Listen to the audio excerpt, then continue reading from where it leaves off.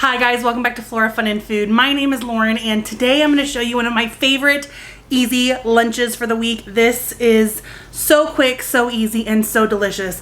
Let me show you how to make tortellini salad. So step one is to cut a bunch of cherry tomatoes in half. Now these are actually ones from my garden, so I was really excited to get to use those. Some of the smaller ones I just kept whole.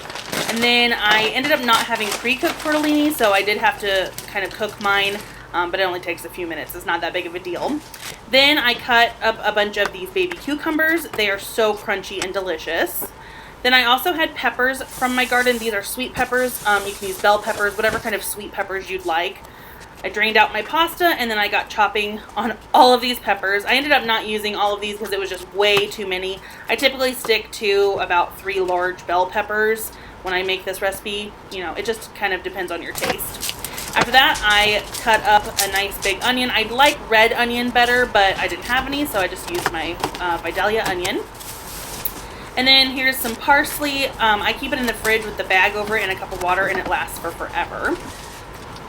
After that, I added my mozzarella pearls. This is probably one of my favorite parts of this salad because who doesn't love cheese? And then I added in mini pepperonis, and now it's time to make the dressing. So we've got olive oil, we have red wine vinegar, and I like a lot of red wine vinegar.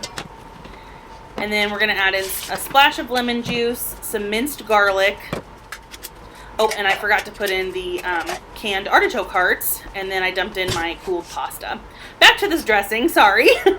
Then I added in a bunch of red pepper flakes, some oregano, some pepper, and some salt, and whisked that together and poured it on top of the salad. For some reason, my camera cut out as I poured it, but you didn't really miss that much. Then the last step is just to mix it all together. It is better if you let it sit overnight in the fridge and marinate. If you guys enjoyed this video, please give it a thumbs up and head over to my channel to subscribe for more content like this, and I hope to see you guys again very soon. Thanks guys, bye.